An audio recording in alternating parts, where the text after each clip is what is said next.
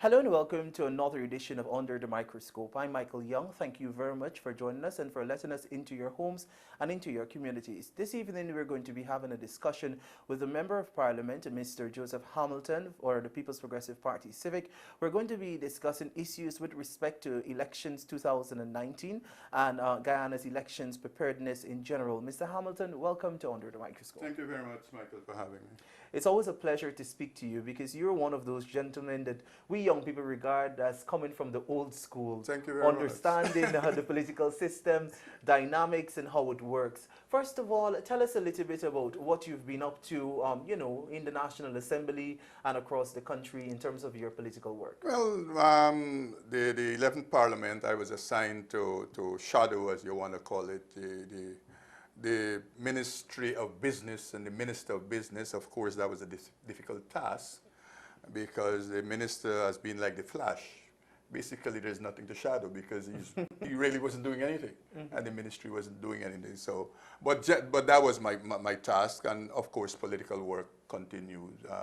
Continue to do political work for the People's Civic. Of course, we're in election mode, and I am part of everything that is happening. I was involved in the local government campaign that we won so handsomely across the country. But I spent most of my time over Region 3. I actually spoke at all the NDCs in Region 3 during the 2018 local government campaign. And here we are again, dealing with another elections and all the issues surrounding it. First of all, let us talk more in depth about elections 2019. Hopefully there will be an elections this year. As you know, on December 21st, 2018, the People's Progressive Party Civic, your party, moved a no-confidence motion against the government of Guyana. That no-confidence motion was carried, according to the Speaker, 32 votes versus 33 votes. After that, there was a call on the part of the People's Progressive Party Civic for the country to go immediately into elections mode and for preparations to be made by both GECOM and the government for elections. Now, that has not happened, Mr. Hamilton. Instead, we had a lobbying of the Speaker to reverse his ruling first. And when that was not done, there was a move to the court to challenge the no-confidence motion on several grounds. Of course, all of that fell through in the High Court when the Chief Justice herself ruled that the motion was properly carried and that the government has an obligation to hold elections. Those elections now we hear, that ruling we hear will be appealed, and there's a lot of talk in the country, a lot of uncertainty.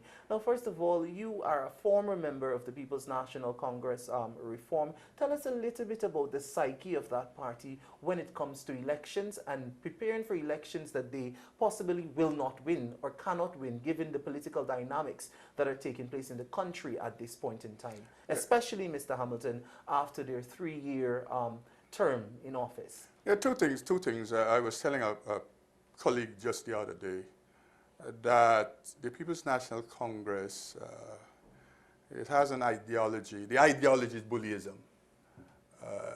And so it is to be a leader, to be a member, and you would see the attitude. And among all those other things, that is why I parted company with the People's National Congress since 2007.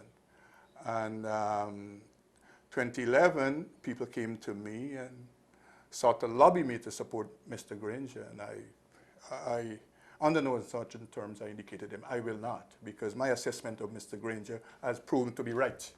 And I've had persons who wanted change, who supported the so-called change, who have said to me, as I call it, that, Mr. Hamilton, you were so right, because what you were saying about this man, it has come to pass. You were seeing how he is governing. And so I have since then supported the People's National Congress. I supported Daniel Ramatar over Granger twice, and I continue to support the People's Progressive Party Civic from 2011 up to this moment. And once I continue to be in politics, that is what I will continue to do.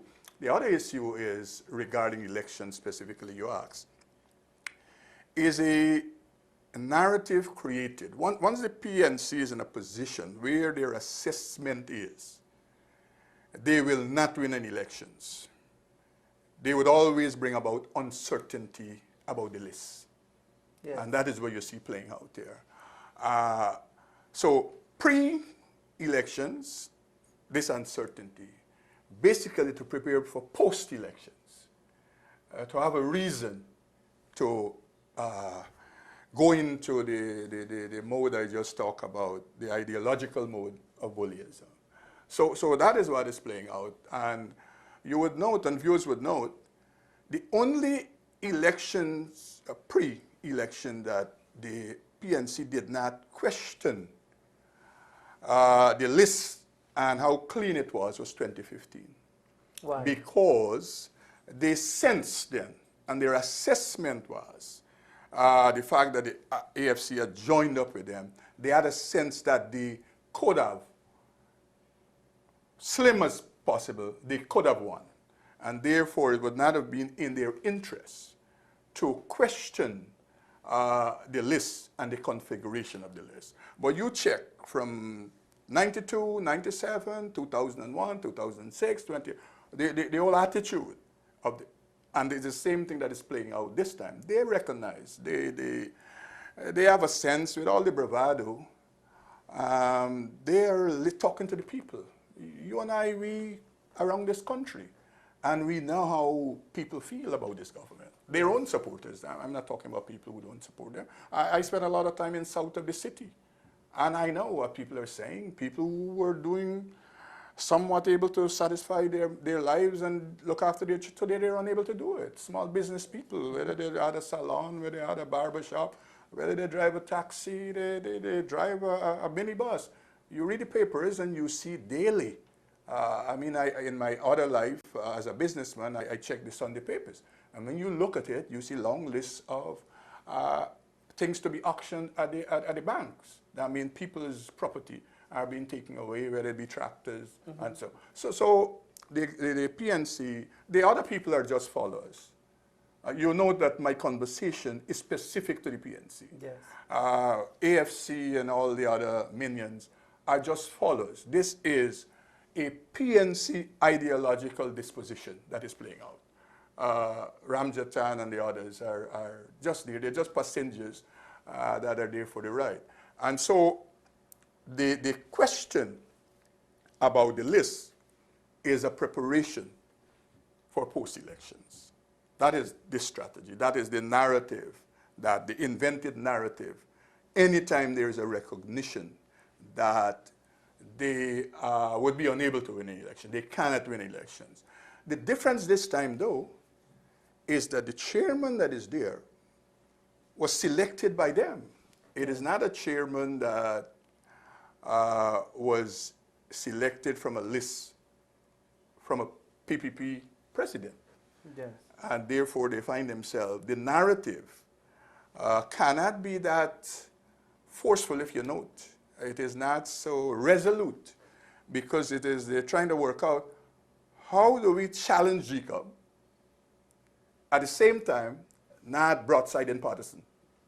That is the box they are in at the moment with that matter. Well, that seems to be between a rock and a hard Yes. place. Now, let me ask you, Mr. Hamilton, are you personally satisfied with the quality of work that the Ghana Elections Commission has done under the stewardship of Mr. Patterson? And secondly, I'd like to know whether or not you are satisfied with the commentary that is coming out from the Commission with respect to its inability to hold elections within the 90-day framework as dictated by the Constitution of Guyana.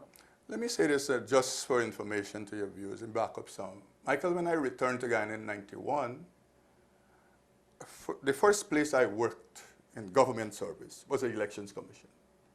So the development of a technological database, I participated in that work. Yes. So when I speak about Elections Commission and all the things that have happened in the last 20 years, I was there. I participated. I helped to develop it. Yes. And so the issue to guide us with the answer I want to give is 106.7 of the Constitution. People have been using it all the time in the legal circles. I want to bring it to the Elections Commission, to the registration activity, Yes. to make the point. When you read 106.7, it speaks to after the government fall via no confidence motion. You must have elections in 3 months or 90 days. That 3 months didn't follow the sky. That 3 months is there because during 1999 to 2001, the technical officers of the Guyana Elections Commission were impressed upon by the commission at that time to come up with a simulation, come up with a game plan for an elections that is urgent. And that is how that 90 days came about. Yes. Where 20 years ago, the technical officers were saying, and they said, they were so confident that it became a constitutional provision. So this conversation now 20 years after, where Mr. Patterson and Alexander and Corbyn and Trotman is trying to give you the impression that an elections cannot happen by the stipulated constitutional time is a nonsense. It is buying time. The elections commissions can deliver an elections in 90 days because the system was created and developed over time to allow for that to happen. Okay. The fact that you have all these centers around the country, all of that was part of the process of developing a situation where you could have elections in the time frame that is stipulated in the Constitution. You asked me about Mr. Patterson. I have had interaction at a technical level, beginning with Rudy Collins. I have had I have had interaction with Hopkinson at a technical level, working in IT Elections Commission. I have had interaction with Joe Singh, with Dudnad Singh, with Serge Valley with all his issues. I would dare say that the worst chairman ever of the Guyana Elections Commission is Justice Patterson. Okay. He is lost at sea. He is unsure what to do, what has to be done. And what is pathetic is that this is a man who have had legal training. All the other chairmen of the commission, they were not lawyers, except for Dudnad Singh. All the rest, they had other profession, but they were able to go in there, get a grasp of the system, understood the system, and delivered an election, and deliver elections over time. Okay. So Patterson is the worst of the chairman that I have had to relate to or encounter in the whole process from 92 right back to this moment. Now, Mr. Hamilton, let's talk a little bit about the suggestion and the school of thought that's out there in the public that if these elections are held now within this 90-day framework, or even as early as the 1st of April, within that period of time, that thousands of young people within this country may be disenfranchised, and other persons, other minority groups and persons within the hinterland may face disenfranchisement. Is that a concern that you have? Is that a valid concern? Is the school of thought something that has any merit? No, the thing is, you have people who have the knowledge, who are willingly ignorant at this time, or attempting to be willingly ignorant. And you have people who are ignoramuses, who have no understanding about registration and electoral matters, and they try to speak about it. Like yesterday, I saw 3 little minions speaking on behalf of the AFC about this matter. They have no understanding about the matter. The General Secretary and the other 2, no understanding. And so they just talk. And so the 3 men that are representing the government and the commission, they have an understanding about the matter. They are being willingly ignorant. So you have 2 sets of people out there who are trying to project this argument you just spoke to. Now, for information for people who are too young to understand, before 92, the registration was a separate activity to registration for an ID card. Yes. Was a separate activity from registration for elections. Since 92 coming into 97, those 2 activities, they were merged. And therefore you have all the time, right through the period, you have a national register of registrants, where all the citizens in this country who presented themselves to be registered, who are 14 years and over, they are on a list. What happens is that at elections time, that list, when the qualifying date is announced, all the persons who are 18 years and over of that list becomes now part of the official list of electors. So the list of electors become a subset of the National Register of Registrants. So the point is, this is a nonsense argument that you have some thousands of young people out there to be registered. They have already been registered. The other issue, the continuous registration was instituted, I think it is twice a year, to allow for registration even outside of elections, period. So every year you have 2 cycles of continuous registration where persons 14 years and over, they go and get themselves registered. Look, my grandson turned 14 like, 3 months ago. And he was busy getting registered at the registration center in Cherry Street. He, at 14 years, he understood it not for the purposes of election. He understood the importance of it to register for an ID card. Yes. As a young adult or what you call a young man. But he understood the importance of it. We didn't even know. It is when the GECOM people came to my house to find out if this name is living here. We didn't have to prompt him. We didn't have to say, boy, this center is out there. This is a young man who understood the importance of having a national ID card. And you would have that. So the point is, for me, most of all the people who should be on the list that are qualified, they are on the list. Anyone who is not on the national register or on the voters list, who are 18 years and above, will be a person who failed to get themselves registered. So there isn't any thousands of, the people who are saying thousands of young people are out there who are not registered, let them show us. Let them show us. Take us to any part of this country and let them show us the dozens of young people. They cannot. What about dead people? Well, the other issue is, as I explained, the procedure to ensure all are registered who qualify to be registered. Another procedure to deal with dead people was instituted.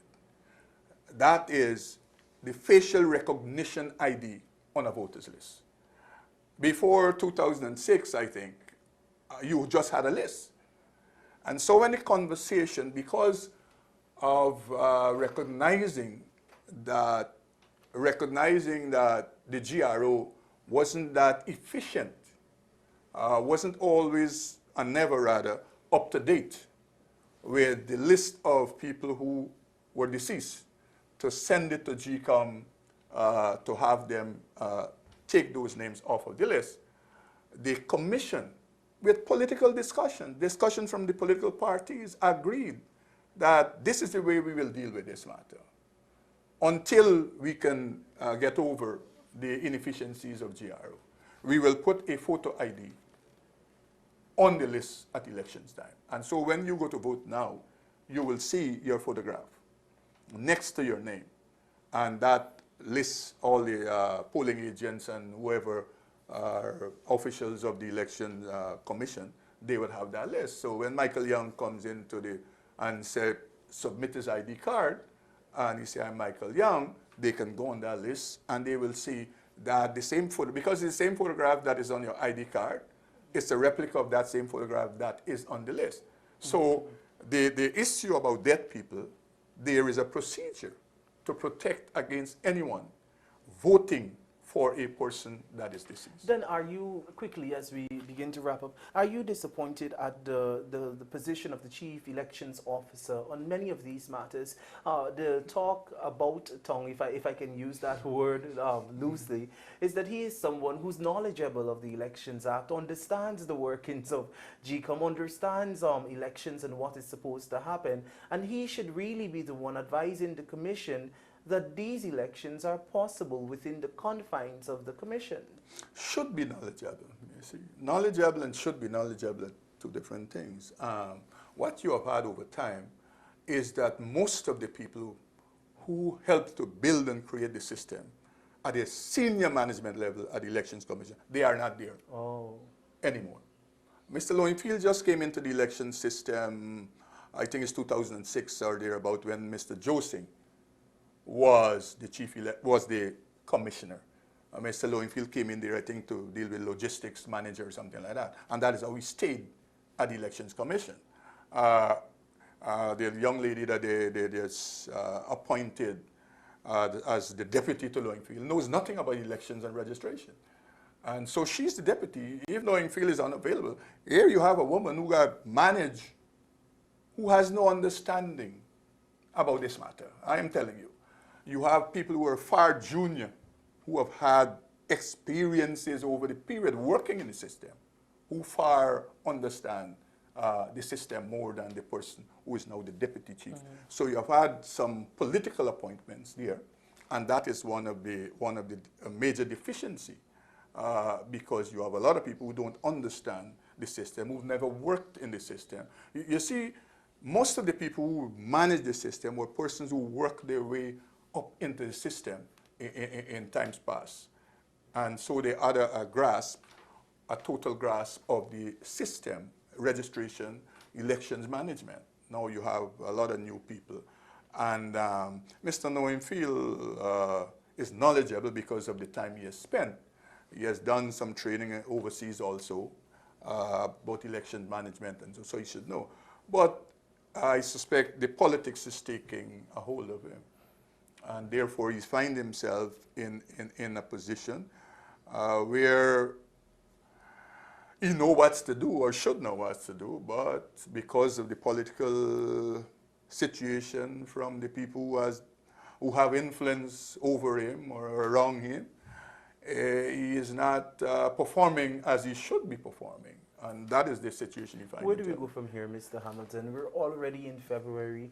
The 90 days period is going to expire as soon as we enter April, at the end of March. What is your advice to the Elections Commission? What is your appeal to the commissioners themselves?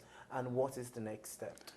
No, firstly, my advice to the government will be, before I go to the Elections Commission, is that you can't go back to the 21st of December 2018. I mean, the government is operating like we can go back in time. The 21st of December 2018, Michael, will never return. You understand me? Yes, I do. So you have to start from that premise. Yes. And I don't think the government they're not there yet. They're yet to understand. They cannot undo the 21st of December 2018. Try as they may. Go wherever you want to go. Going to the courts, the court cannot deal with some of the remedies that are constitutional remedies. The 107 speaks to the parliament only via 2/3 majority. Can extend the time beyond the 3 months. So the point I'm making, the government first got to be. You think this country is in crisis? Let the 19th or the 21st of March arrive, and this government still spinning around, then you'll know how the international community will view this country. And Mr. Nandalal elegantly and eloquently has already started to speak to that matter, that in a month's time, 5 weeks' time, you think we have a crisis? You'll see what is, and that will be square at Mr. Granger's feet, where he has brought this country to the position that it will be when you see that time come. Now, at the Elections Commission should be doing their work. But if you have a chairman who is beholden, who basically is a political appointee, then we have a problem. Because the chairman appointment, was unilateral. It wasn't an appointment that's developed from the body politic, and therefore you have that problem. Secondly, the chairman is in ill health, and that creates its own problems. So we have a situation Elections Commission where the chairman is incapable of managing. The 3 government commissioners are playing willingly ignorant. and we have a chief elections officer who's fearful about doing what he knows should be done. The problem is that if the government don't wake up very early, this country will suffer greatly because of the attitude of the government. And as I said, they're trying to take us back to the 20th of December or the 19th or whichever date in November. But, Michael, the 21st of December happened, and we can't go back in time. We have to deal with now and forward for this country. And that is where we're at. You know, our party continues to prepare for an elections. We are doing everything based on what the Constitution prescribed after no confidence vote. Okay.